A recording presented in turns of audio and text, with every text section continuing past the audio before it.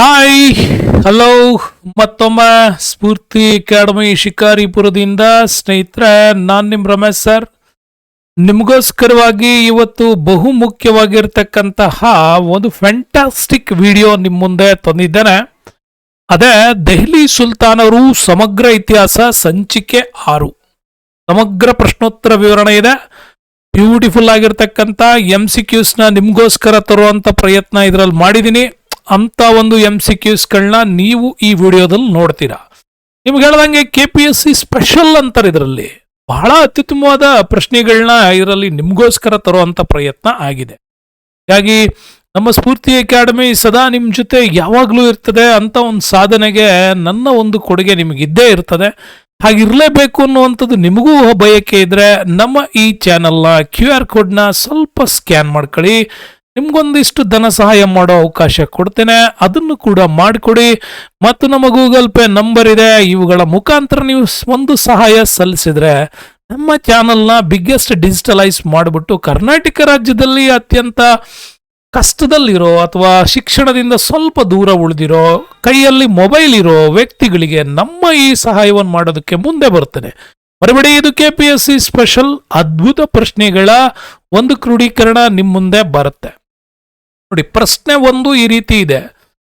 ಚಹಲ್ಗಾನಿ ನಾಶ ಮಾಡಿದ ಅಂತಿದೆ. ನಾಶ ಮಾಡಿದ ದೆಹಲಿ ಸುಲ್ತಾನ ಯಾರು? KAS 2007 ನಲ್ಲಿ ಕೇಳಿರೋ ಪ್ರಶ್ನೆ. ನಿಮ್ಗೆಲ್ಲ ಗೊತ್ತಿದೆ ಚಹಲ್ಗಾನಿ ನಾಶ ಮಾಡಿದ ದೊರೆ ಯಾರು ಅಂತ. ಅದು ಬಲ್ಬನ್ ಅಂತ ಅಲ್ವಾ?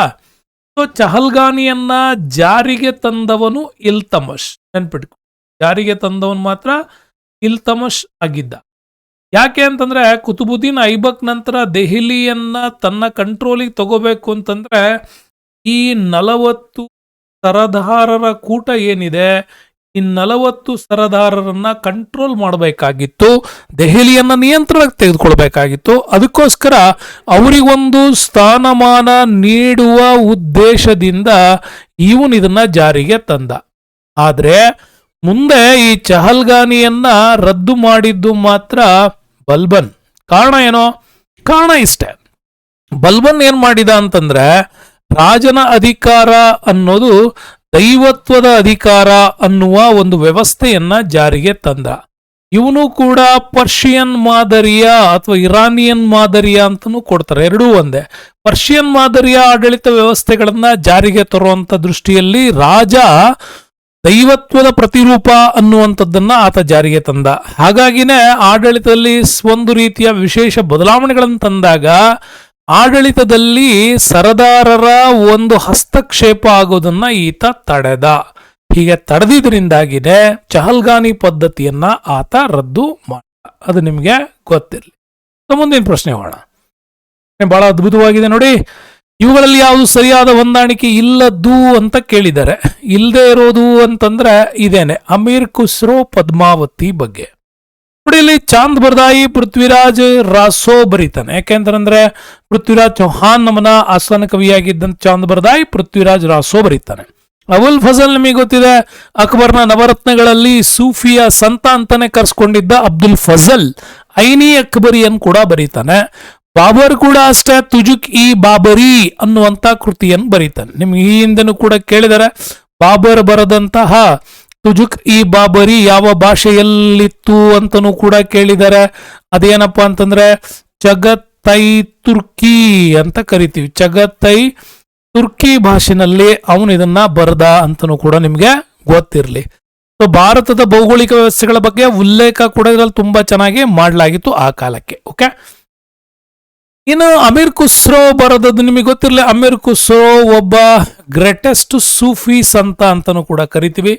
ಇವನ ಬಗ್ಗೆ ಬ್ಯೂಟಿಫುಲ್ ಆಗಿರ್ತಕ್ಕಂಥ ವಿಡಿಯೋ ಕೆಳಗಡೆ ಡಿಸ್ಕ್ರಿಪ್ಷನ್ಸ್ ಬಾಕ್ಸ್ ಅಲ್ಲಿದೆ, ದಯವಿಟ್ಟು ಅದನ್ನೊಮ್ಮೆ ನೋಡಿ. ತುಂಬಾ ಅದ್ಭುತವಾಗಿರ್ತಕ್ಕಂಥದ್ದು ಹೇಳಿದ್ದೀನಿ. ಯಾಕೆ ಅಂತಂದ್ರೆ ಅವನ ಸೀತಾರ್ ಒಂದು ಬಳಕೆಯ ಬಗ್ಗೆ, ತಬಲದ ಒಂದು ಆವಿಷ್ಕಾರಗಳ ಬಗ್ಗೆ ಹೇಗಾಯ್ತು ಅನ್ನೋದ್ರ ಬಗ್ಗೆ, ಅವನು ಬರೆದಂತ ಒಂದು ಸುಮಾರು 60ಕ್ಕೂ ಹೆಚ್ಚು ಕೃತಿಗಳಲ್ಲಿ 16 ಕೃತಿಗಳ ಅಪೂರ್ವವಾದಂಥ ವಿವರಣೆಗಳನ್ನು ಕೂಡ ಕೊಟ್ಟಿದ್ದೀನಿ. ಅಮೀರ್ ಖುಸ್ರೋ ನೋಡಿ. ಬಟ್ ಇಲ್ಲಿ ಪದ್ಮಾವತಿ ಅಂತಿದೆಯಲ್ಲ, ಇದು ಪದ್ಮಾವತ್ ಆಗ್ಬೇಕಾಗಿತ್ತು. ಏನಾಗಬೇಕಾಗಿತ್ತು? ಪದ್ಮಾವತ್ ಆಗ್ಬೇಕಾಗಿತ್ತು. ಕಾರಣ ಏನು ಅಂತಂದ್ರೆ ಇದು ನಮಗೆ ಬರೆದಿರ್ತಕ್ಕಂಥದ್ದು ಮೊಹಮ್ಮದ್ ಜಯಾಸಿ ಅಂತ ಬರೀತಾನೆ. ಓಕೆ, ಈ ಮೊಹಮ್ಮದ್ ಜಯಾಸಿ ಏನಿದಾನೆ ಈತ ಬರೆದದ್ದೇ ಪದ್ಮಾವತ್ ಅನ್ನುವ ಕೃತಿ. ಯಾರ ಕಾಲಕ್ಕೆ ಬರದ ಅಂತ ಕೇಳ್ಬೋದು. ಇದು ಕೂಡ ಅಕ್ಬರ್ನ ಕಾಲಕ್ಕೆ ಬರೆದಂತ ಕೃತಿ. ಅಲಾವುದ್ದೀನ್ ಖಿಲ್ಜಿ ರಾಣಿ ಪದ್ಮಿನಿಯ ಒಂದು ಮೇವಾಡದ ಮೇಲೆ ದಾಳಿ ಮಾಡಿಬಿಟ್ಟು ರಾಣಿ ಪದ್ಮಿನಿಯ ವಿಚಾರದಲ್ಲಿ ನಡೆದಂಥದ್ದು. ಬಟ್ ರಜಪೂತ ದಾಖಲೆಗಳು ಅದು ಇಲ್ಲ ಅಂತ ಹೇಳುತ್ತೆ, ದೆಹಲಿ ದಾಖಲೆಗಳು ಅದು ಹೌದು ಅಂತ ಹೇಳುತ್ತೆ. ಅದು ಇರಲಿ, ನಮಗೆ ಬೇಡ. ಆದರೆ ಇದರ ಬಗ್ಗೆ ಬರೆದದ್ದು ಮಾತ್ರ ಮೊಹಮ್ಮದ್ ಜಯಾಸಿ, ಅಕ್ಬರ್ನ ಕಾಲಕ್ಕೆ. ಇದು ನಿಮ್ಗೆ ಚೆನ್ನಾಗಿ ನೆನಪಿರಲಿ. ಓಕೆ, ತುಂಬಾ ಬ್ಯೂಟಿಫುಲ್ ಆಗಿರ್ತಕ್ಕಂಥದ್ದು. ನೆಕ್ಸ್ಟ್ ನಾವು ಇದರಲ್ಲಿ ತುಂಬಾ ತಿಳ್ಕೋಬೇಕಾಗಿರೋದು ಆಗ್ರಾ. 3ನೇ ಪ್ರಶ್ನೆ ಬೇಡ. ಆಗ್ರಾ ನಗರದ ಸಂಸ್ಥಾಪಕ ಯಾರು ಅಂತಿದೆ. ಆಗ್ರಾದ ನಗರ ಸಂಸ್ಥಾಪಕ ಸಿಕಂದರ್ ಲೋಧಿ. ಸಿಕಂದರ್ ಲೋಧಿ 1504 ವೇಳೆಗೆ ಈ ಆಗ್ರಾ ನಗರವನ್ನ ಕಟ್ಟೋದಕ್ಕೆ ಎಲ್ಲಿಂದ ಸಂಪತ್ತು ತರಲಾಗಿತ್ತು ಅಂತಲೂ ಕೂಡ ಕೇಳ್ತಾರೆ ನಿಮಗೆ. ತಂದಿದ್ದು ಅದು ಮಥುರಾ. ಓಕೆ, ಈ ಮಥುರಾ ದೇವಾಲಯವನ್ನ ಲೂಟಿ ಮಾಡ್ತಾನೆ ಮತ್ತು ನಾಗರಕೋಟ ದೇವಾಲಯ ಅಂತ ಕರಿತೀವಿ ಪಂಜಾಬ್ ಭಾಗದಲ್ಲಿ. ಈ ನಾಗರಕೋಟ ದೇವಾಲಯವನ್ನ ಲೂಟಿ ಮಾಡಿ ಅದರಿಂದ ಬಂದ ಹಣದಲ್ಲಿ ಆತ ಆಗ್ರಾ ನಗರವನ್ನ ಕಟ್ಟದ ಅಂತ 1999 KS ಅಲ್ಲಿ ಕೇಳಿರೋ ಪ್ರಶ್ನೆ. ಆದ್ರೆ ಇಂಟ್ರೆಸ್ಟಿಂಗ್ ಏನು, ಸಿಕಂದರ್ ಲೋಧಿ ಬಗ್ಗೆ ತುಂಬಾ ತಿಳ್ಕೋಬೇಕು ನೀವು ಎಕ್ಸಾಮ್ ದೃಷ್ಟಿಯಿಂದ. ನೋಡಿ, ಇಲ್ಲಿ ಕೊಡ್ತೀನಿ, ಅದ್ರ ಬಗ್ಗೆನೂ ಕೂಡ ಕಂಪ್ಲೀಟ್ ಮಾಹಿತಿ. ಇವನ್ಗೆ ಸಿಕಂದರ್ ಶಾ ಅನ್ನುವ ಬಿರುದಿತ್ತು. ಬಿಹಾರ, ಬಂಗಾಳ, ಚಾಂದೇರಿ ತನಕ ಇವನ ಸಾಮ್ರಾಜ್ಯ ವಿಸ್ತರಣೆ ಮಾಡ್ದ. ಇವನೊಬ್ಬ ಧರ್ಮಾಂಧನಾಗಿದ್ದರಿಂದಾಗಿ ಹಿಂದೂಗಳ ಮೇಲೆ ಕಠಿಣವಾದ ನಿರ್ಬಂಧಗಳನ್ನ ಹೇರಿದ್ದ. ಓಕೆ, ಆದ್ರೆ ಇವನ ಆಳ್ವಿಕೆಯಲ್ಲಿ ಎಕ್ಸಾಮ್ ಪರ್ಪಸ್ ಅಲ್ಲಿ ನಾವು ತಿಳ್ಕೋಬೇಕಾಗಿರೋದು ಲಜಹತಿ ಸಿಕಂದರ್ ಶಾಹಿ ಅನ್ನುವಂತ ಸಂಗೀತದ ಹೆಸರುಗಳ ಮೇಲೆ ಅತ್ಯದ್ಭುತವಾದಂತ ಕೃತಿಗಳು ರಚನೆ ಆಗಿದೆ. ಬಹಳಷ್ಟು ಸಂಗೀತದ ಒಂದು ಪದಗಳು ಇದರಲ್ಲಿ ಬಂದಿರೋದ್ರಿಂದಾಗಿ ಯಾರು ಇದನ್ನ ಪರ್ಫೆಕ್ಟ್ ಆಗಿ ರಚನೆ ಮಾಡಿರು ಅನ್ನೋದಕ್ಕೆ ಆಧಾರ ಇಲ್ಲ. ಆದ್ರೂ ಲಜಹತಿ ಸಿಕಂದರ್ ಶಾಹಿ ಇವನ ಕಾಲದ ಶ್ರೇಷ್ಠ ಸಂಗೀತದ ಕೃತಿ ಅಂತ ಹೇಳಲಾಗತ್ತೆ. ಇನ್ನು ಗುಲ್ರಾಕಿ ಅನ್ನೋದೊಂದು ಬರೆದಾನ, ಇದು ಪರ್ಷಿಯನ್ ಪದ್ಯಗಳ ರಚನೆ ಅಂತಲೂ ಕೂಡ ಕರೀತಾರೆ, ಗುಲ್ರಾಕಿ ಅಂತ. ನಿಮ್ಗೆ ಈಗ ತಾನು ಹೇಳಿದ 1504 ಆಗ್ರಾ ನಗರ ನಿರ್ಮಾಣಕಾರ ಕೂಡ ಹೌದು. ಮಥುರಾ ದೇವಾಲಯದ ಲೂಟಿ, ನಾಗರಕೋಟ ದೇವಾಲಯಗಳ ಲೂಟಿ ಇವನ ಕಾಲದಲ್ಲೇ ಆಗಿದ್ದು ಅಂತ. ಇನ್ನು ಇವನ ಕಾಲಕ್ಕೆ ಎಕ್ಸಾಂಪಲ್ ಕೇಳೋದು ಸಿಕಂದರಿ ಗಜ ಎನ್ನುವ ಅಳತೆ ಪದ್ಧತಿಯನ್ನ ತಂದ್ಬಿಟ್ಟು ಭೂಮಿಯನ್ನ ಅಳತೆ ಮಾಡೋದ್ರ ಮುಖಾಂತರ ಕಂದಾಯದ ನಿಗದಿ ಮಾಡ್ತಾನೆ. ಮೊಟ್ಟ ಮೊದಲ ಬಾರಿಗೆ ಆಡಿಟಿಂಗ್ ಮಾಡೋ ವ್ಯವಸ್ಥೆ, ಹೊಸ ಲೆಕ್ಕ ಪರಿಶೋಧನಾ ವ್ಯವಸ್ಥೆಗಳನ್ನ ದೆಹಲಿಗೆ ಪರಿಚಯಿಸಿದವನು ಇವನೇನೆ. ಬಹಳ ಅತ್ಯುತ್ತಮವಾಗಿರ್ತಕ್ಕ. ಮುಂದೆ ಇದನ್ನೇ ರಾಜ ತೋದರಮಲ್ ಅಭಿವೃದ್ಧಿ ಪಡಿಸಿದ ಅಂತನೂ ಕೂಡ ಹೇಳಲಾಗತ್ತೆ. ತೋದರಮಲ್ ಕಾಲಕ್ಕೆ, ಅಕ್ಬರ್ನ ಕಾಲಕ್ಕೆ. ಬಹಳ ಸರಿ ಕೇಳಿರೋ ಪ್ರಶ್ನೆ, CGL ಅಲ್ಲಿ ವೆರಿ ಇಂಪಾರ್ಟೆಂಟ್ ಪ್ರಶ್ನೆ ಇದು. ರಾಜೋನ್ ಕಿ ಬಾವೋಲಿಯಾ ಅನ್ನುವಂತ ಪ್ರಶ್ನೆ. ಈ ರಾಜೋನ್ ಕಿ ಬಾವೋಲಿಯಾ ಮೆಟ್ಟಿಲುಗಳ ಬಾವಿ ಅಂದ್ರೆ ನಿಮ್ಗೆ ಆತ ನಿರ್ಮಾಣ ಮಾಡಿದಂತಹ ಸಿಕಂದರಿ ಗಾರ್ಡನ್ಗಳೇನಿದಾವೆ ದೆಹಲಿನಲ್ಲಿ, ಆ ಒಂದು ಗಾರ್ಡನ್ ನಲ್ಲಿ ಆತ ರಾಜೋಂಕಿ ಬಾವೋಲಿಯಾ ಅನ್ನುವಂಥ ಮೆಟ್ಟಿಲು ಬಾವಿಯನ್ನು ನಿರ್ಮಾಣ ಮಾಡಿದ 1516. ಓಕೆ, ಇನ್ನು ಸಿಕಂದರ್ ಧರ್ಮಾಂಧ ಅಂತ ಹೇಳಿದೆ, ಮುಸ್ಲಿಂ ಸಂಪ್ರದಾಯದ ಆಡಳಿತಗಾರ. ಹಂಗಾಗಿ ಆತ ಶರಿಯತ್ ಕಾನೂನುಗಳ ಜಾರಿಗೆ ತುಂಬಾನೇ ಹೋರಾಟ ಮಾಡ್ತಾ ಇದ್ದ. ಹಿಂದೂಗಳ ಮೇಲೆ ಜಜಿಯಾ ತೆರೆಗಂದಾಯವನ್ನು ಕೂಡ ಏರಿದ್ದು ಇವನೇನೆ. ನಾಗರಕೋಟ ದೇವಾಲಯವನ್ನು ಲೂಟಿ ಮಾಡಿದ್ದು ಕೂಡ ಇವನೇನೆ. ಇದ್ರ ಬಗ್ಗೆ ಅದ್ಭುತವಾದ ವಿಡಿಯೋ ಕೂಡ ಇದೆ, ನೀವು ನೋಡಬಹುದು. ನೆಕ್ಸ್ಟ್ ಬರೋಣ. ಆಲೈ ದರ್ವಾಜವನ್ನ ನಿರ್ಮಾಣ ಮಾಡಿದವನು ಯಾರು ಅಂತ ಉತ್ತರ ನಿಮಗೆ ಗೊತ್ತು. ಆಲೈ ಅಂತಿದೆಯಲ್ಲ, ಹಂಗಾಗಿ ಅಲ್ಲಾವುದ್ದೀನ್ ಖಿಲ್ಜಿ ನೆನಪಿಟ್ಟು, ಆಲೈ ಅಲ್ಲಾ ಎರಡು ಹಿಂಗ್ ನೆನಪಿಟ್ಕೊಳ್ಳಿ. ಅಲಾವುದ್ದೀನ್ ಖಿಲ್ಜಿ ಕಾಲದಲ್ಲಿ ನಿರ್ಮಾಣ ಮಾಡಲಾಗಿತ್ತು. ಎಲ್ ಮಾಡ್ದ ಅಂತ ಕೂಡ ಕೇಳಿದ್ರೆ ನಿಮ್ಗೆ, ಆತ ಕುತುಬ್ ಮೀನಾರ್ ಏನ್ ಬರುತ್ತಲ್ವಾ, ಈ ಕುತುಬ್ ಮೀನಾರ್ನ ಎದುರುಗಡೆ ಅದನ್ನ ನಿರ್ಮಾಣ ಮಾಡ್ದ. ಕುತುಬ್ ಮೀನಾರ್ಗಿಂತ ಎತ್ತರವಾಗಿರ್ತಕ್ಕಂತಹ ಗೋಪುರಗಳನ್ನು ಮಾಡಬೇಕು ಅನ್ನೋದು ಅವನ ಆಸೆ ಆಗಿತ್ತು. ಆದ್ರೆ ಅದು ಈಡೇರಲಿಲ್ಲ. ಇದೆಲ್ಲ ಸರಿ, ಬಹಳಷ್ಟು ಜನರಿಗೆ ಈ ಪ್ರಶ್ನೆ ನಮಗೆ ತುಂಬಾ ಜನರಿಗೆ ಗೊತ್ತಿಲ್ಲ. ಬಹಳ ಇಂಟ್ರೆಸ್ಟಿಂಗ್ ಇದು. ESI ನಲ್ಲಿ ಕೇಳಿರೋ ಪ್ರಶ್ನೆ ಅಲಾವುದ್ದೀನ್ ಹುಸೈನ್ ಬಗ್ಗೆ. ಇದು ಆ ಕಾಲಕ್ಕೆ ನಮ್ಮ ಈಗಲೂ ಕೂಡ CGL ಅಲ್ಲಿ ಅವಾಗ ಕಾಣಿಸ್ಕೊಂತ ಇರುತ್ತಿದ್ದು ಅಲಾವುದ್ದೀನ್ ಹುಸೈನ್. ಓಕೆ, ಯಾಕೆ ಇವನ್ ಬಗ್ಗೆ ತಿಳ್ಕೋಬೇಕಲ್ವಾ? ಲೈಕ್ ಹಾಕಿ ಮತ್ತೆ ನೋಡೋಣ. ಆಮೇಲೆ ಇದ್ರ ಬಗ್ಗೆನೂ ಕೂಡ ಹೇಳ್ತೀನಿ. ನೋಡಿ, ಅಲಾವುದ್ದೀನ್ ಹುಸೈನ್ ಯಾರು ಅಂತಂದ್ರೆ ಇವನೊಬ್ಬ ಬಂಗಾಳದ ದೊರೆ. ಸಿಕಂದರ್ ಲೂದಿಯ ಸಮಕಾಲೀನ ಬಂಗಾಳದ ದೊರೆ ಅಂತ ಕೂಡ ಇವನನ್ನು ಕರೀತಾರೆ. ಹುಸೈನ್ ಶಾ ಮತ್ತೆ ಅವನ ಮಗ ನಸ್ರತ್ ಶಾ ಬರ್ತಾರೆ. ಇವರಿಬ್ಬರ ಕಾಲವನ್ನ ಬಂಗಾಳದಲ್ಲಿ ಬಂಗಾಳದ ಮಧ್ಯಕಾಲೀನ ಯುಗದ ಸುವರ್ಣ ಯುಗ ಅಂತನೂ ಕೂಡ ಕರೀತಾರೆ. ಧರ್ಮ ಸಹಿಷ್ಣುವಾಗಿದ್ದ, ಸರ್ವಧರ್ಮಗಳ ಸಮನ್ವಯತೆ ಸಾಧಿಸಿದ್ದ, ಎಲ್ಲರನ್ನು ಸ್ನೇಹ ಸಂಬಂಧದೊಂದಿಗೆ ಆತ ಬೆಳೆಸ್ಕೊಂಡಿದ್ದ. ಪ್ರತಿಯೊಂದು ಕಾವ್ಯ ಕೃತಿಗಳ ರಚನೆಯಲ್ಲಿ ಕೂಡ ಇವನ ಹಸ್ತಕ್ಷೇಪ ತುಂಬಾ ಚೆನ್ನಾಗಿತ್ತು. ಹೀಗಾಗಿ ಇವನ ಸಾಮ್ರಾಜ್ಯ ಬಂಗಾಳದಿಂದ ಚಿತ್ತಗಾಂಗ್ವರೆಗೆ ಮತ್ತೆ ಇನ್ನೂ ಮುಂದೆ ಹೊರದ್ಬಿಟ್ಟು ಮಿಜೋರಾಂ ಮತ್ತು ಆ ಕಡೆ ಮಯನ್ಮಾರ್ ವರೆಗೂ ಕೂಡ ಇವನ ಸಾಮ್ರಾಜ್ಯ ವಿಸ್ತರಣೆ ಆಗಿತ್ತು ಅಂತ ಹೇಳ್ತಾರೆ. ಸೊ ಇವನ ಕಾಲದಲ್ಲಿ ವೆರಿ ಇಂಟ್ರೆಸ್ಟಿಂಗ್ ಏನ್ ಗೊತ್ತಾ, ಕಬೀಂದ್ರ ಪರಮೇಶ್ವರ್ ಅನ್ನುವಂಥ ಶ್ರೇಷ್ಠ ಆಸ್ಥಾನ ಕವಿ ಇದ್ದ. ಅವನು ಮಹಾಭಾರತವನ್ನು ಏನ್ ಮಾಡ್ದ ಗೊತ್ತಾ, ಬಂಗಾಳಿ ಭಾಷೆಗೆ ಬರೆದ. ಇದು ಇಂಟ್ರೆಸ್ಟ್. ಕಬೀಂದ್ರ ಪರಮೇಶ್ವರ್ ಮಹಾಭಾರತವನ್ನ ಬಂಗಾಳಿ ಭಾಷೆಗೆ ಭಾಷಾಂತರ ಮಾಡ್ತಾನೆ. ಅದನ್ನೇ ಪಡಂಬಿಜ್ಜೈ ಅಂತನೂ ಕೂಡ ಕರೀತಾರೆ. ಈ ಪಡಂಬಿಜ್ಜೈ ಕೃತಿ ಇವನ ಕಾಲದ ಶ್ರೇಷ್ಠ ರಚನೆ ಅಂತನೂ ಕೂಡ ಹೇಳಲಾಗತ್ತೆ. ನೆಕ್ಸ್ಟ್ ನಾವು ನೋಡೋದಾದ್ರೆ ಇವರ ಆಸ್ಥಾನದಲ್ಲಿ ಬಿದ್ದಂತ ಮತ್ತೊಬ್ಬ ಕವಿ ಅಂತಂದ್ರೆ ಬಿಜಯ್ ಗುಪ್ತಾ ಅಂತ. ಅದಕ್ಕೆ ಹೇಳೋದು, ಇವನು ಮಹಾಭಾರತದ ಒಂದು ಸನ್ನಿವೇಶವನ್ನು ಒಳಗೊಂಡಂತ ಕೃತಿ ಬರೀತಾನೆ. ಆ ಕೃತಿ ಹೆಸರೇ ಮಾನಸಮಂಗಲ ಅಂತ ಅದರ ಕೃತಿ ಹೆಸರು. ಈ ಮಾನಸಮಂಗಲದಲ್ಲಿ ಆತ ಹುಸೈನ್ ಅನ್ನ ಏನ್ ಮಾಡ್ತಾನೆ ಅಂತಂದ್ರೆ ಅರ್ಜುನನಿಗೆ ಹೋಲಿಸಿ ಬರೀತಾನೆ. ಇದು ನಮ್ಮಲ್ಲಿ ಸರ್ವಧರ್ಮ ಸಮನ್ವಯತೆ ನಮ್ಗೆ ಅದರಲ್ಲಿ ಕಾಣುತ್ತೆ. ಹಾಗಾಗಿ ಹುಸೈನ್ ಶಾ ಅರ್ಜುನನ್ಗೆ ಹೋಲಿಸಿ ಬರೆದಂತ ಬಿಜಯ್ ಗುಪ್ತನ ಕೃತಿನೇ ಈ ಮಾನಸಮಂಗಲ. ಇನ್ನು ಬಾಂಗ್ಲಾದೇಶದ ನವಾಜ್ ಗಂಜ್ ನೀವು ನೋಡಬಹುದು, ಚೋಟಾ ಸೋನ್ ಮಸೀದಿ ಅಂತ ಕರಿತೀವಿ, ಅದನ್ನ ರಚನೆ ಮಾಡ್ದ. ಮತ್ತು ಇವನ ಕಾಲದಲ್ಲಿ ಚೈತನ್ಯ ಮಹಾಪ್ರಭುನ ಅನ್ಯಾಯಿಗಳಾಗಿದ್ದವರಿಗೆ ಭಕ್ತಿ ಪ್ರಚಾರ ಮಾಡ್ಲಿಕ್ಕೆ ಅವಕಾಶ ಮಾಡಿಕೊಟ್ಟ. ಆಮೇಲೆ ವೆರಿ ಇಂಟ್ರೆಸ್ಟಿಂಗ್, ನಸ್ರತ್ ಶಾ ಇವನ ಉತ್ತರಾಧಿಕಾರಿ 1519ರಿಂದ 1532ರವರೆಗೆ ಆಳ್ವಿಕೆ ಮಾಡ್ದ. ಹಂಗಾಗಿ ಇವನ ಕಾಲವನ್ನ ಸುವರ್ಣ ಯುಗ ಅಂತನೂ ಕೂಡ ನಮಗಿಲ್ಲಿ ಕರೀತಾರೆ. ನೆಕ್ಸ್ಟ್ ಬರೋಣ. ಮತ್ತೊಂದು ವೆರಿ ಇಂಟ್ರೆಸ್ಟಿಂಗ್ ನೋಡಿ, ಇಲ್ಲಿ ಪ್ರಸಿದ್ಧ ಸ್ಮಾರಕಗಳು ಮತ್ತೆ ಹೋಲಿಸಿ ಬರೆಯೋದು ಇದೆ ನೋಡಿ. ಅಲೈ ದರ್ವಾಜಾ ಬರೋದು ಕಟ್ಟಿದವನು ಈಗ ತಾನು ಹೇಳಿದೆ ಅಲಾವುದ್ದೀನ್ ಖಿಲ್ಜಿ ಅಂತ. ಹೌಜ್ ಖಾಸ್ ಅಂತ ಬರ್ದಿದ್ದಾರೆ, ಇದು ಲೋಧಿ. ಬಟ್ ಇದು ಆನ್ಸರ್ ರಾಂಗ್. ಇದು ಆಪ್ಷನ್ ನಲ್ಲಿ ಇಲ್ಲ, ಹಂಗಾಗಿ ಇದು ರೈಟ್ ಅವತ್ತಿನ ಕಾಲ ಕೊಟ್ಟಿದ್ರು. ಶಾಲಿಮಾರ್ ಬಾಗ್ ಅಂದ್ರೆ ಔರಂಗಜೇಬನ ಕಾಲದಲ್ಲಿ ಮೊಘಲ್ ಸಂಸ್ಥಾನಗಳಲ್ಲಿ ಹುಟ್ಟಿಕೊಂಡಂತ ಹೊಸ ಒಂದು ತೋಟ ಮಾಡುವಂತಹ ಒಂದು ವ್ಯವಸ್ಥೆ. ಅಡಾಯಿದಿನ್ ಕಜೋಮ್ರಾ ಕುತುಬುದ್ದೀನ್ ಐಬಕ್ ನಿರ್ಮಾಣ ಮಾಡಿದಂತಹ ಒಂದು ಮಸೀದಿ ಗುಲಾಮಿ ಸಂತತಿಯಲ್ಲಿ ಬರುತ್ತೆ. ಹಂಗಾರೆ ಇದು ರೈಟ್ ಆನ್ಸರ್ ಇದು ಅಂತ ನಿಮ್ಗೆ ಅವತ್ತಿನ ಕಾಲಕ್ಕೂ ಉತ್ತರ ಬಿಟ್ಟಿದ್ದು ಇದನ್ನೇ. ಬಟ್ ಇಂಟ್ರೆಸ್ಟಿಂಗ್ ಏನ್ ಗೊತ್ತಾ, ಇದು ಲೋಧಿ ಸಂತತಿದಲ್ಲ. ಇಲ್ಲಿ ನೋಡಿ ನಿಮ್ಗೆ ಪೂರ್ತಿ ಮಾಹಿತಿ ಕೊಡ್ತೀನಿ. ಹೌಜ್ ಖಾಸ್ ಅಂದ್ರೆ ಏನು? ಹೌಜ್ ಖಾಸ್ ಅಂದ್ರೆ ಇದೊಂದು ನೀರಿನ ಕೊಳ. ಇದನ್ನ ನಿರ್ಮಾಣ ಮಾಡಿದ್ದು ಅಲಾವುದ್ದೀನ್ ಖಿಲ್ಜಿ. ಎಲ್ ಮಾಡ್ದ? ಅಲಾವುದ್ದೀನ್ ಖಿಲ್ಜಿ ಸಿರಿಕೋಟೆಯನ್ನ ನಿರ್ಮಾಣ ಮಾಡಿದ್ದ.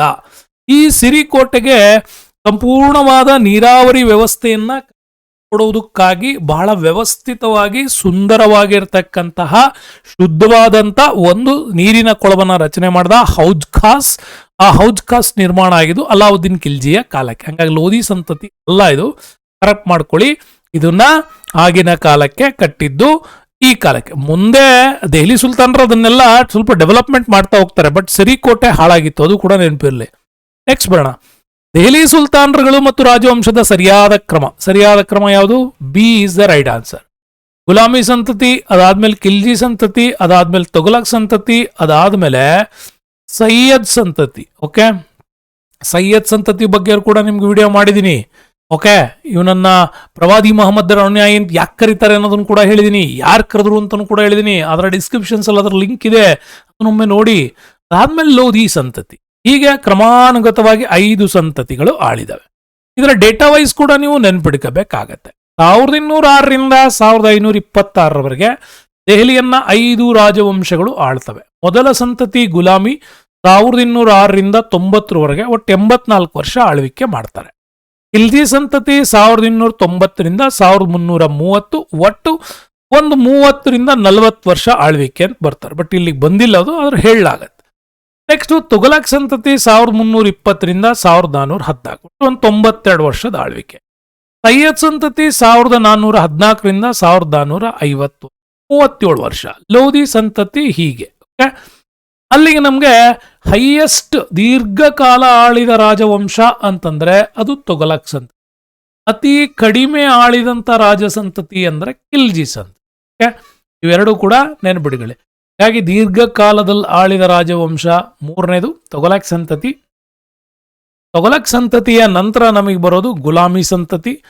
ಗುಲಾಮಿ ಸಂತತಿಯ ನಂತರ ಬರೋದು ನಮ್ಗೆ ಲೋಧಿ ಸಂತತಿ. ಲೋಧಿ ಸಂತತಿಯ ನಂತರ ಬರೋದು ನಮ್ಗೆ ಸೈಯದ್ ಸಂತತಿ. ಸೈಯದ್ ಸಂತತಿ ನಂತರ ಬರೋದು ನಮ್ಗೆ ಖಿಲ್ಜಿ ಸಂತತಿ. ಹಂಗಾಗಿ ಅತಿ ದೀರ್ಘ 3, ಅತಿ ಕಡಿಮೆ 2. ಇದನ್ನು ಕೂಡ ನೀವು ನೆನಪಿಟ್ಕೊ. 32 ಅಂತ ನೆನಪಿಟ್ಕೊಂಬಿಡಿ, ಅಲ್ಲಿ ಗೊತ್ತಾಗತ್ತೆ. ನೆಕ್ಸ್ಟ್ ಬರೋಣ, ಕುತುಬ್ ಮೀನಾರ್. ಮತ್ತೆ ಬಂತು ನೋಡಿ, ಕುತುಬ್ ಮೀನಾರ್, ಅಬ್ದುಲ್ ಖಾಕಿ. ಕುತುಬ್ ಖಾಕಿ ಅವರ ನೆನಪಿನಲ್ಲಿ ಇಲ್ತಮಷ್ ಇದನ್ನ ಕುತುಬುದ್ದೀನ್ ಐಬಕ್ ಆರಂಭಿಸಿದ. ಓಕೆ, ನೆನಪಿಟ್ಕೊಳ್ಳಿ, ಇದನ್ನ ಆರಂಭಿಸಿದ ಅಂತ ಹೇಳ್ತೀರಿ. ಪೂರ್ಣಗೊಳಿಸಿದವನು ಯಾರು ಅಂತ ಕೇಳಿದ್ರೆ ಇಲ್ತಮಷ್. ಈ ಕ್ವಶನ್ಗೆ ಆನ್ಸರು ಇಲ್ತಮಷ್ ರೈಟ್ ಆಗುತ್ತೆ. ಓಕೆ, ನೆಕ್ಸ್ಟ್ ಮುಂದೆ ಹೋಗೋಣ. ಮುಂದೆ ಏನ್ ಬರುತ್ತೆ ನೋಡಿ, ವೆರಿ ಇಂಟ್ರೆಸ್ಟಿಂಗ್ ಕ್ವಶನ್ಸ್ ಇದು. ಮಧ್ಯಯುಗದ ಭಾರತವನ್ನಾಳಿದ ಏಕೈಕ ಮಹಿಳೆ ಯಾರು ಅಂತ ಕೇಳಿದರೆ, ಮಧ್ಯಯುಗವನ್ನಾಳಿದ ಏಕೈಕ ಮಹಿಳೆ ರಜಿಯಾ ಸುಲ್ತಾನ್. ಇಲ್ತಮಷ್ನ ಮಗಳಾಗಿದ್ದ ರಜಿಯಾ ಸುಲ್ತಾನ್ ಇದನ್ನ ಆಳ್ವಿಕೆ ಮಾಡ್ತಾಳೆ. ನೂರ್ ಜಹಾನ್ ಅಂತಿದೆ, ಇವಳು ಯಾರು? ಜಹಾಂಗೀರ್ನ ಹೆಂಡತಿ ನೂರ್ ಜಹಾನ್. ಮುಮ್ತಾಜ್ ಮಹಲ್ ಯಾರು? ಶಹಜಹಾನ್ನ ಹೆಂಡತಿ. ನೆನಪಿಡಿಗಳಿ, ತಾಜ್ ಮಹಲ್ ನಿರ್ಮಾಣ ಇವಳ ನೆನಪಿಗಾಗಿನೇ ಮಾಡ್ದ. ಇನ್ ಗುಲ್ಬದನ್ ಬೇಗಂ ಯಾರು? ಬಾಬರ್ನ ಮಗಳು. ಇವಳು ಬರೆದದ್ದೇ ತನ್ನ ಸಹೋದರ ಹುಮಾಯೂನ್ ನಾಮ. ಹುಮಾಯೂನ್ನ ಸಾಧನೆಗಳನ್ನ ಬರೆದವಳು ಗುಲ್ಬದನ್ ಬೇಗಂ. ಇದು ಕೂಡ ನಿಮ್ಗೆ ನೆನಪಿರ್ಲಿ. ಮರಾಠ ರಾಣಿಯರ ಬಗ್ಗೆನೂ ಕೂಡ ಫುಲ್ ಎಪಿಸೋಡ್ ಮಾಡಬೇಕು ಅಂದ್ರೆ ಅವರ ಸಾಧನೆಗಳನ್ನು ಕೂಡ ಮಾಡ್ತೀನಿ. ನಿಮಗೆ ಬೇಕು ಅಂದ್ರೆ ಎಸ್ ಅಂತ ಟೈಪ್ ಮಾಡಿ, ಕ್ವಶನ್ ನಂಬರ್ 8 ಅಂತ ಟೈಪ್ ಮಾಡಿ, ಗೊತ್ತಾಗತ್ತೆ. ನೆಕ್ಸ್ಟ್ ಬರೋಣ ನೋಡಿ, ಇಲ್ಲಿ ಕ್ವಶನ್ ನಂಬರ್ 9 ಇದೆ. ಮಹಮ್ಮದ್ ಬಿನ್ ತೊಗಲಕ್ ತನ್ನ ರಾಜಧಾನಿಯನ್ನ ದೆಹಲಿಯಿಂದ ಎಲ್ಲಿಗೆ ಬದಲಾಯಿಸಿದ ಅಂತಿದೆ. ಎಲ್ಲಿಗೆ ಬದಲಾಯಿಸಿದ? ದೇವಗಿರಿಗೆ ಬದಲಾಯಿಸಿದ. Very interesting. ಯಾವಾಗ? 1329 ಮಹಮ್ಮದ್ ಬಿನ್ ತೊಗಲಕ್ ಈ ಸಾಮ್ರಾಜ್ಯವನ್ನ ವಿಸ್ತಾರ ಮಾಡ್ದ ಅಂತ ಕೂಡ ನಿಮ್ಗೆ ಇದನ್ನ ಹೇಳಿದ್ದೀನಿ. ಯಾಕೆ ಅನ್ನೋದು ನಿಮ್ಗೆ ವಿಡಿಯೋದಲ್ಲಿ ಬಹಳ ಸ್ಪಷ್ಟವಾಗಿ ಹೇಳಿದ್ದೀನಿ. ಆದ್ರೂ ಎಲ್ಲದನ್ನೂ ವಿಡಿಯೋ ನೋಡಿ ಅಂತಂದ್ರೆ ಪಾಪ ನಿಮ್ಗೂ ಕಷ್ಟ ಆಗತ್ತೆ. ನಾನು ಕೂಡ ಹೇಳ್ತೀನಿ ಯಾಕೆ ರಾಜಧಾನಿಯನ್ನ ದೆಹಲಿ ಟು ದೇವಗಿರಿಗೆ ತಂದ ಅಂತ. ದೇವಗಿರಿಗೆ ತರಲಿಕ್ಕೆ ಮೊದಲನೇ ಕಾರಣ ಅಂತಂದ್ರೆ, ಇಡೀ ಸಾಮ್ರಾಜ್ಯಕ್ಕೆ ಇದೊಂದು ಕೇಂದ್ರ ಬಿಂದುವಾಗಿತ್ತು ಅಂತ ಹೇಳ್ತಾನೆ. ಕೇಂದ್ರ ಬಿಂದುವಾಗಿತ್ತು, ಅದಕ್ಕೋಸ್ಕರ ಅದನ್ನ ತಂದ್ವಿ ಅಂತ. ಎರಡನೇದು ಅವನು ಹೇಳ್ತಾನೆ, ಪದೇ ಪದೇ ದೆಹಲಿಯ ಮೇಲೆ ಏನಾಗ್ತಿತ್ತೋ ಮಂಗೋಲರ ದಾಳಿ ಆಗ್ತಾ ಇತ್ತು. ಪದೇ ಪದೇ ಮಂಗೋಲರ ದಾಳಿ ಆಗ್ತಾ ಇತ್ತು, ಅದಕ್ಕೋಸ್ಕರ. ಇನ್ನು ಮೂರನೇದಾಗಿ ಏನ್ ಮಾಡ್ತಾನೆ ಅಂದ್ರೆ, ದಕ್ಷಿಣಕ್ಕೆ ಇಸ್ಲಾಂನ ಪ್ರಚಾರ ಆಗ್ಬೇಕಾಗಿತ್ತು, ಅದಕ್ಕೋಸ್ಕರ ಇದನ್ನ ಜಾರಿಗೆ ತಂದ್ವಿ ಅಂತ. ನಾಲ್ಕನೇ ಕಾರಣ ಹೇಳ್ತಾನೆ, ಪದೇ ಪದೇ ದಖನ್ ಪ್ರದೇಶದಲ್ಲಿ ದಂಗೆಗಳು ಏಳ್ತಾ ಇತ್ತು. ದಂಗೆಗಳ ನಿಯಂತ್ರಣಕ್ಕಾಗಿಯೂ ಕೂಡ ನಾವು ಇದನ್ನ ಜಾರಿಗೆ ತರಲೇಬೇಕು ಅನ್ನೋದು ಅವನ ಅಸ್ತಿತ್ವ ಆಗಿತ್ತು. ಈ ಒಂದು 4 ಪ್ರಮುಖ ಕಾರಣಗಳಿಂದಾಗಿ ಆತ ದೆಹಲಿ ಟು ದೇವಗಿರಿಗೆ, ದೇವಗಿರಿ ಟು ದೆಹಲಿಗೆ ರಾಜಧಾನಿಯನ್ನ ಚೇಂಜ್ ಮಾಡ್ದ. ಇನ್ನು ಉಳಿದವ್ರದ್ದು ಕೊಡ್ತೀನಿ ನೋಡಿ. ಇಲ್ಲಿ ಕಲ್ಕತ್ತಾ ಟು ಡೆಲ್ಲಿಗೆ ರಾಜಧಾನಿಯನ್ನ ಬದಲಾಯಿಸಿದ್ದಾರೆ. ಯಾವಾಗ? 1911ರಲ್ಲಿ ಲಾರ್ಡ್ ಹಾರ್ಡಿಂಜ್. 1905ರಿಂದ ಬಂಗಾಳದಲ್ಲಿ ದೊಡ್ಡ ಮಟ್ಟದ ಗಲಭೆಗಳು ಶುರುವಾಯಿತು. ರಾಷ್ಟ್ರೀಯತೆಯ ಕೇಂದ್ರವಾಗಿ ಬಂಗಾಳ ಯಾವಾಗ ತಕ್ಷಣ ಹಾರ್ಡಿಂಜ್ ಇದನ್ನ ದೆಹಲಿ ದರ್ಬಾರ್ ವೇಳೆಗೆ ಬದಲಾಯಿಸಿದ. ನೆಕ್ಸ್ಟ್ 1211ರಲ್ಲಿ ಇಲ್ತಮಷ್ ಲಾಹೋರ್ ಟು ಡೆಲ್ಲಿಗೆ ತನ್ನ ರಾಜಧಾನಿಯನ್ನ ಚೇಂಜ್ ಮಾಡ್ದ. ಕುತುಬುದ್ದೀನ್ ಐಬಕ್ ಕಾಲದಲ್ಲಿ ಲಾಹೋರ್ ರಾಜಧಾನಿ ಆಗಿತ್ತು. ಇಲ್ತಮಷ್ನ ಕಾಲದಲ್ಲಿ ದೆಹಲಿ ರಾಜಧಾನಿಯಾಗಿ ಮುಂದುವರಿತು. ಯಾವಾಗಾಗಿದ್ದು? 1211. ಕನೋಜ್ಗೆ ಬರ್ತೀವಿ. ಕನೋಜ್ ಕೂಡ ರಾಜಧಾನಿ ಬದಲಾವಣೆ ಆಗಿದೆ 7ನೇ ಶತಮಾನದಲ್ಲಿ. ದೊರೆ ಹರ್ಷವರ್ಧನನ ಕಾಲ. ಇವನು ತಾನೇಶ್ವರಕ್ಕೆ ರಾಜಧಾನಿ ಇದ್ದದ್ದು, ಅದನ್ನು ಕನೋಜ್ಗೆ ಚೇಂಜ್ ಮಾಡಿದ. ತಾನೇಶ್ವರ್ ಎಲ್ಲಿ ಬರ್ತಾ ಇತ್ತು? ಈಗಿನ ನಮ್ಮ ಪಾಕಿಸ್ತಾನ್ ಪಂಜಾಬ್ ಭಾಗದಲ್ಲಿತ್ತು ತಾನೇಶ್ವರ್. ಅಲ್ಲಿಂದ ಆತ ಮಧ್ಯಪ್ರದೇಶದ ಕನೋಜ್ ವರೆಗೆ ತನ್ನ ರಾಜಧಾನಿಯನ್ನ ಶಿಫ್ಟ್ ಮಾಡಿದ. ಕಾರಣ ಇಲ್ಲಿಯ ನಿಯಂತ್ರಣಕ್ಕೋಸ್ಕರ. ಹಂಗ ನೆನ್ಪಿಟ್ಕೊಳ್ಳಿ. ಕ್ವಶನ್ ನಂಬರ್ 9 ತುಂಬಾ super hit KPSC questions. Okay, next ಬರೋಣ. 10ನೇ ಪ್ರಶ್ನೆ ನೋಡಿ, ತುಂಬಾ ಒಳ್ಳೆ ಪ್ರಶ್ನೆ. ಇವುಗಳಲ್ಲಿ ಸರಿಯಾದ ಹೊಂದಾಣಿಕೆ ಇಲ್ಲದಿರುವುದು ಯಾವುದು ಅಂತಿದೆ. The gate way of India Mumbai, ಇದು ರೈಟ್ ಇದೆ. ಕುತುಬ್ ಮೀನಾರ್ ದೆಹಲಿ ರೈಟ್ ಇದೆ. ಗೋಲ್ ಗುಂಬಸ್ ಬಿಜಾಪುರ ಬಹುಮನಿ ಸುಲ್ತಾನ್ಸ್ ರೆಡಿ ಇದೆ. ಬುಲಂದ್ ದರ್ವಾಜಾ ಆಗ್ರಾದಲ್ಲಿ ಇದೆಯಲ್ಲ, ದಿಸ್ ಈಸ್ ರಾಂಗ್. ಬುಲಂದ್ ದರ್ವಾಜಾ ಇದ್ದಿದ್ದು ಅಕ್ಬರ್ ಕಟ್ಟಿದ್ದು ಫತೇಪುರ್ ಸಿಕ್ರಿ ಗುಜರಾತ್ ಮೇಲಿನ ದಾಳಿಯ ನೆನಪಿಗೋಸ್ಕರವಾಗಿ ಇದನ್ನು. ಬುಲಂದ್ ದರ್ವಾಜಾ, ಬುಲಂದ್ ಅಂತಿದ್ರೆ ಆ ಅಕ್ಬರ್ ಕೂಡ ನೆನ್ಪಿಟ್ಟು. ಬುಲಂದ್ ದರ್ವಾಜಾ. ಅಲೈ ದರ್ವಾಜಾ ಅಲಾವುದ್ದೀನ್ ಖಿಲ್ಜಿ. ನೆಕ್ಸ್ಟ್ ಬರೋಣ. ಕ್ವಶನ್ ನಂಬರ್ 11 ಚೆನ್ನಾಗಿದೆ ನೋಡಿ. ಸರಿಯಾದ ಹೊಂದಾಣಿಕೆ ಅಥವಾ ಉತ್ತರ ಹೇಗೆ 6 ಕಾರಣ ತಿಳಿಸಿ ಅಂತ. ಅಲಾವುದ್ದೀನ್ ಖಿಲ್ಜಿ ದೆಹಲಿಯಲ್ಲಿ ಮದ್ಯಪಾನ ನಿಷೇಧವನ್ನ ಜಾರಿಗೊಳಿಸಿದ. ಮದ್ಯಪಾನ ಅನೈತಿಕ ಮತ್ತು ಆರೋಗ್ಯಕ್ಕೆ ಒಳ್ಳೆಯದಿಲ್ಲ. ಎರಡೂ ಹೇಳಿಕೆಗಳು ಪ್ರತ್ಯಕ್ಷವಾಗಿ ಸರಿ. ಎಗೆ ಆರ್ ಸರಿಯಾದ ವಿವರಣೆ ಆಗಿದೆ. ಹಂಗಾಗಿ ಎ ಒಂದಿದು ರೈಟ್, ಉಳಿದವೆಲ್ಲ ಇಲ್ಲ. ಕೆಸೆಟ್ಟಲ್ಲಿ ಇಂಥ ಪ್ರಶ್ನೆಗಳು ಕೇಳ್ತಾನೆ. ನೆಕ್ಸ್ಟ್ ವೆರಿ ಇಂಟ್ರೆಸ್ಟಿಂಗ್, ಏನ್ ಗೊತ್ತಾಯ್ತೋ, ಇದು ಪ್ರಶ್ನೆ ಅಂದ್ರೆ ಇದು ತುಂಬಾ ಚೆನ್ನಾಗಿರೋದು. ಮಾರುಕಟ್ಟೆ ನಿಯಂತ್ರಕವನ್ನು ಜಾರಿಗೆ ತಂದ ದೆಹಲಿ ಸುಲ್ತಾನ್ ಯಾರು ಅಂತ. ಯಾರಪ್ಪ? ಅಲಾವುದ್ದೀನ್ ಖಿಲ್ಜಿ. ಗೊತ್ತು ನಿಮಗೆ. ಯಾಕೆ ಅಂತಂದ್ರೆ ನಿಮಗೆ ಗೊತ್ತು, ಅವನು ದೆಹಲಿನಲ್ಲಿ ಬೃಹತ್ ಸೇನೆಯನ್ನ ಕಟ್ಟಿದ್ದ. ಅದರ ನಿಯಂತ್ರಣ ಮಾಡಬೇಕಾಗಿತ್ತು. ಎಲ್ಲ ಬೆಳೆಗಳಿಗೂ ಕೂಡ ಬೆಂಬಲ ಬೆಲೆಯನ್ನ ನಿಗದಿ ಮಾಡಿದ್ದ. ಮಾರುಕಟ್ಟೆಯಲ್ಲಿ ತೂಕದ ಮೋಸ ಆಗಬಾರ್ದು ಅಂತೇಳಿ ಅದನ್ನ ನಿಯಂತ್ರಣಕ್ಕೆ ಕೂಡ ತಂದಿದ್ದ. ಮತ್ತು ಮಾರುಕಟ್ಟೆಯಲ್ಲಿ ಯಾವುದೇ ರೀತಿಯಾಗಿರ್ತಕ್ಕಂಥ ಕೊರತೆ ಆಗದೇ ಇರೋ ರೀತಿ ನೋಡ್ಕೊಂಡಿದ್ದ. ಮತ್ತು ಯಾವುದೇ ಕಾರಣಕ್ಕೂ ಕೂಡ ಸ್ಟಾಕ್ ಮಾಡೋದನ್ನ ಆತ ತಪ್ಪಿಸಿದ್ದ ಅಂತಿದೆ. ಓಕೆ, ಇದೆಲ್ಲ. ಇನ್ನು ಇಂಟ್ರೆಸ್ಟಿಂಗ್ ಯಾವ್ದು ಗೊತ್ತಾ, ಫಿರೋಜ್ ಶಾ ತುಘಲಕ್ ಬಗ್ಗೆ ಪ್ರತಿ ಸಾರಿ ಇವನು ಆಡಳಿತದಲ್ಲಿ ಬಹಳಷ್ಟು ಪ್ರಶ್ನೆಗಳು ಕೇಳ್ತಾರೆ. ಇದನ್ನು ಕೂಡ ನೀವು ನೆನ್ಪಿಡ್ಕೋಬೇಕು. ಬಹಳಷ್ಟು ಜನ ಆ ವಿಡಿಯೋವನ್ನು ಸರಿಯಾಗಿ ನೋಡಿಲ್ಲ, ನೀವು ನೋಡ್ಕೊಳ್ಳಿ ಅದನ್ನ. ಫಿರೋಜ್ ಶಾ ತುಘಲಕ್ ಆಡಳಿತ, ಅವನ ಕಾಲದ ಶ್ರೇಷ್ಠ ಆಡಳಿತ ಕೊಟ್ಟವನು ಅವನ ಕಂದಾಯ ಮಂತ್ರಿ ಖ್ವಾಜಾ ಹಸನುದ್ದೀನ್ ಜುನೈದಿ. ನೆನ್ಪಿಟ್ಕೊಳ್ಳಿ, ಆಲ್ರೆಡಿ ಕೇಳಿರೋ ಪ್ರಶ್ನೆ. ಖ್ವಾಜಾ ಹಸನುದ್ದೀನ್ ಜುನೈದಿ ಇವನ್ ಕಾಲದಲ್ಲೇನೆ ತಕಾವಿ ಸಾಲವನ್ನ ಆರಂಭಿಸಿದ್ರು ಕೃಷಿಗಾಗಿ. ಓಕೆ, ನೆಕ್ಸ್ಟ್ ಇವನ್ ಕಾಲದ 4 ತೆರಿಗೆಗಳ ಬಗ್ಗೆ ಯಾವಾಗೂ ಕೇಳ್ತಾರೆ. 1ನೇ ತೆರಿಗೆ ಭೂಮಿಯ ಉತ್ಪನ್ನದ 10ನೇ 1 ಭಾಗವನ್ನ ತೆರಿಗೆಯಾಗಿ ವಿಧಿಸಿದ್ರು.